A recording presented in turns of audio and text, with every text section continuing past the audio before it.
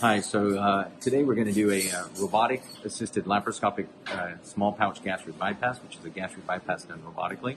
And we're in the robot room right now. There's the robot. This is the Da Vinci Xi robot. So that's the part that gets attached to the ports that we put in the patient. And then over here is the console where I sit to do the surgery. This is a little viewfinder where we look through and we're able to see in 3 dimensions in an HD picture what we're doing precisely laparoscopically, and then those are the instruments that we use once we dock the robot. Okay, so we just started our robotic bypass. So one thing that we do in our practice is we're very conscious of pain management. So right now what I'm doing is called a tap lock.